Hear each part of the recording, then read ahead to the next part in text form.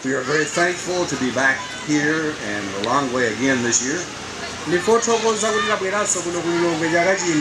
And to see so many of our brothers and sisters in Christ again.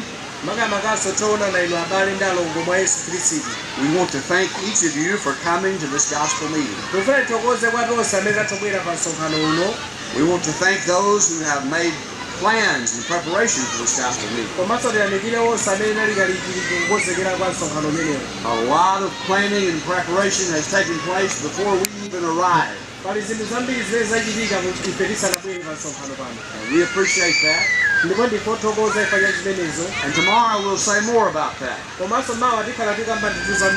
we'll say more about the preacher school tomorrow as well. But tonight I want to share a lesson with you on the subject of Bible authority. I believe that every lesson that's presented in this meeting will be pointing back to Bible authority. It's such a very important part of our lives. There must be authority in the home. There must be authority in our schools. Our government must have authority, our police. Our nation must have authority. But where is this topic more important than in the area of religion? What is your authority? Do you base your authority on what your parents taught you? Does your authority come from just how you feel about something? Maybe your authority comes from your favorite preacher. And whatever he says, that is your authority. But our authority must go back to the Bible. The Bible is so important. When we're studying from God's Word, God is speaking to us. He has told us what He wants us to do. We must do things the way He said to do them. In 1 Peter 4 in verse 11, Peter said, if any man speak, let him speak as the oracles of God. In John 17:17, Jesus said, sanctify them through thy truth, thy word is truth. And again in John 8:32, Jesus said, you shall know the truth, and the truth shall make you free. The truth. Pilate asked, what is truth? And many people today do not understand what truth is, because they're not willing to accept the Bible as God's standard of authority. There are many examples in the Bible where people rejected God's authority. And when we reject God's authority, it never turns out well for us. You remember in Genesis chapter 4 reading about two brothers by the name of Cain and Abel. In the process of time, they brought forth offerings to God to worship. One of them offered the fruit of the ground. That was Cain. And Abel offered one from the flock, a blood sacrifice. God accepted Abel's sacrifice. Today, God doesn't say, if you want to be saved, just do anything you want to do and you can be saved. He specified what we're to do to be saved. God didn't say, well, just do something and call it worship, Cain and Abel. God sanauza Kaini ndabera kuti pangani zimene mungapange ayi. He specified what he wanted done. Koma anauza kuti mupange motere. One of them obeyed and pleased God. Wina anamvera ndipo Mulungu anakondwera naye. The other disobeyed and was displeasing to God. Wina sanakondwere nazo ndipo Mulungu sanasangalale nazo. In Hebrews chapter 8 and verse 5, Pabuku la Hebrew chapter 8 verse yake 5. the Hebrew writer tells us that Moses, when he was making the tabernacle, Timaona pamenepo akuruza zimene zokhudza Mose pamene amakonza malo amupembedzera pa Mulungu. he was to do all things according to the pattern. Ndipo ananena kuti anayenera kuchita zinthu malingana ndi ndondomeko ya Mulungu. When you go back and read that, the kind of cloth that was used and the rings and how many of all those things, Mukati muone zinthu zonse zimene anapanga Mose pamene paja, nsalu zimene amagwiritsa ntchito komanso chilichonse chimene anayika pamene paja. Moses didn't change one thing. Mose sanasinthe ulo chinthu chimodzi He chomwe. obeyed God. Anamvera Mulungu. Other examples in the Bible of people disobeying him, Timaona ponso zitsanzo zina m'Baibulo za anthu zimene samvera Mulungu. not respecting his authority, Osamvera zimene Mulungu akunena. is found in Numbers chapter 21. Timazipeza monso m'buku la Numeri chapter yake cha 21. The people of God murmured and complained because of the food they were eating. They didn't like it. Timaona anthu a Mulungu paja ananena kuti ayi zakudya izi sikuzifuna koma izi. And God was going to punish them for their murmuring and complaining. Ndipo Mulungu amene walanga ifa cha khalidwe lawo. And he sent poisonous serpents to bite the people. Mulungu anatumiza njoka zaukali kuti zalume anthu aja. Many of the people were bitten and they died. Anthu ambiri analumidwa ndipo anthu ambiri anafa. They realized that they had sinned against God. Ndipo anazindikira kuti koma anachimwa pamaso pa Mulungu. And they went to Moses and said, "Oh, please intercede for us. Ask God to give us mercy." Ndipo anapita kwa Mose kwamuza kuti tipemphere kwa Mulungu, Mulungu atikhululukire. And God had a plan for them. Ndipo Mulungu anali ndondomeko yake yoti awapulumutsire. God said for Moses to take a piece of brass Ndipo Mulungu anamuza Mose kuti atenge mtundu wina wa mwala wa mtengo wapatali. and form it and shape it like a serpent, Ndipo amene kuti aupange bwinobwino mwala uja udzaoneka ngati njoka. to put it up on a pole. Ndipo amene oyika pa mwala pa mtengo pamwamba potero. And all the people who were bitten by snakes, if they would come and look at that brazen serpent, they would live. Ndipo amene kuti alesa akalumidwa zipita zikang'ana chimene chija ndipo akhala ndi moyo. And I want to ask you a question tonight. Ndipo ndikufunseni funso ili madzulo ano. Is that the only way God could have healed those people? Kodi mmene ya njira yokha imene Mulungu anakachiritsira anthu amene alumidwa njoka? Is God not powerful enough just to have looked down and said, "All of you, be healed"? Kodi Mulungu mesa ali ndi mphamvu zinakatotheka ngauza anthu aja kuti mukalumidwa njoka simufa basi nonse mwachira? Of course he's that powerful. Yes, tikudziwa Mulungu ali ndi mphamvu But zimenezi. that's not the way he chose to do it. Koma sinali njira imene Mulungu anasankha. He would put their faith in the picture of the equation. Koma Mulungu anafuna kuti ndifuna ndione chikhulupiriro chanu mwa ine. Is your faith strong enough to go over there where that brass pole is and look upon that? Kodi chikhulupiriro chanu ncholimba chachikulu motani ukazopita ukayang'ana pamene wayika njoka chicha? I'm sure there were some people that said, "Oh, I don't believe in that. That's snake salvation." Mwina anthu ena analiponso nthawi imene amatasi tipita ukaona chimenecho tikalumidwa. There were people probably that said, "I believe God and he's powerful. I'm just going to fall down right here and pray for God to heal me." Ndikupeti panalinso mwina anthu ena amatati ngopemphera basi zitha zimenezo. God didn't say pray. Koma Mulungu sananena kuti mupemphere. God said, "Go look on the brazen serpent." Koma Mulungu ananena kuti mupite mukayang'ane icho ndayikapocho. You couldn't make your own little brazen serpent. Zinakatotheka anthu anakatha kupanga kachinthu kawo. Couldn't have the serpent of your choice. Anakatha kusankha kuti akoma ndipangire ichi kapena ichi. You had to do it the way God said. Koma nkhani yabwino yoti amene opanga zinthu zimene Mulungu wauza. Those who respected the authority of God lived. Onse amene anapereka ulemerero wa Mulungu anali ndi moyo. Those who didn't respect the authority of God died. Amene sanalemekeza ulemerero wa Mulungu anafa. In Joshua chapter 6, verses 2 through 5, Timaona buku la Yoswa chapter 6 verse yake ya 2 mpaka na verse yake ya when the 5. children of Israel are coming into Jericho to take the land, Timaona na Israeli pamene amafuna kutenga mzinda wa Yeriko.